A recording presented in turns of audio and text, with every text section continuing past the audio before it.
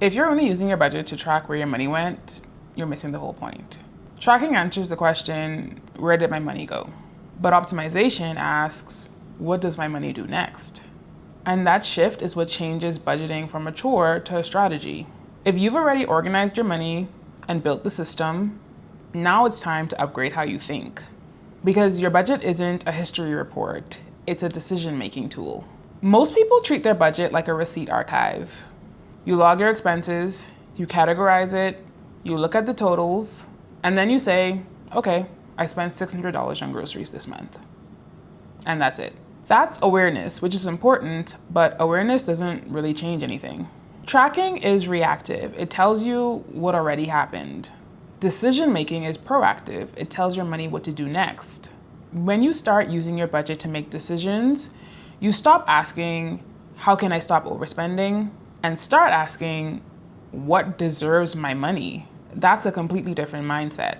This is where optimization gets uncomfortable. Your budget shows you what you actually say matters and what your spending actually supports. If you say, I want to invest more, but your discretionary spending is maxed out every month, your budget isn't broken, your priorities just aren't aligned. And this is not about guilt, this is about clarity.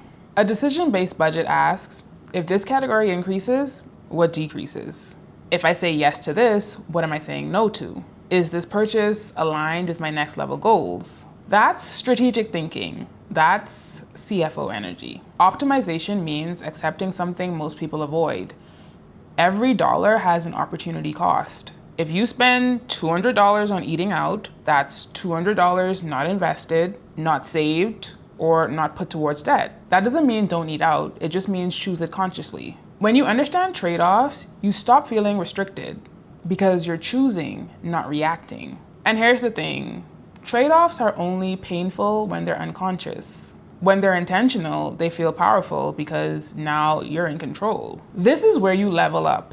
Instead of, can I afford this? Ask, what happens if I do this consistently? For example, if I increase my investments to $300 a month, what will that look like in 5 years? If I cut subscriptions by $80 a month, what goals does that accelerate? If I redirect my raise instead of upgrading my lifestyle, how closer am I to financial stability? This is how executives think. They model outcomes, and you can do the same thing with your personal finances. Your spreadsheet is not just a tracker, it's literally a simulator. And if you want your budget to guide decisions, you need rules. Because a lot of us are guilty of emotional spending.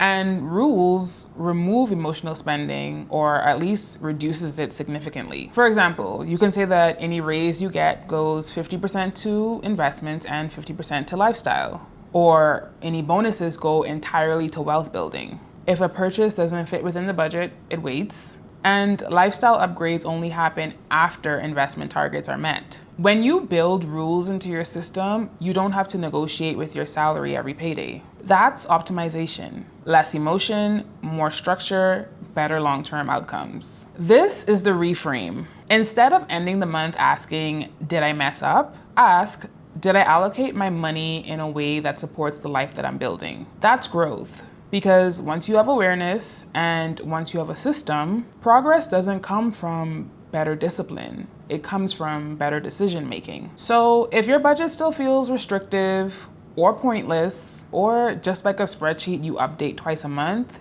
you're probably still using it solely for tracking purposes, not to decide. We're optimizing, and optimization starts with asking better questions. If this helped shift how you think about your budget, make sure you like and subscribe. Because next week we're talking about the 3 money decisions that matter more than your budget. And remember, your budget isn't there to judge you, it's there to guide you.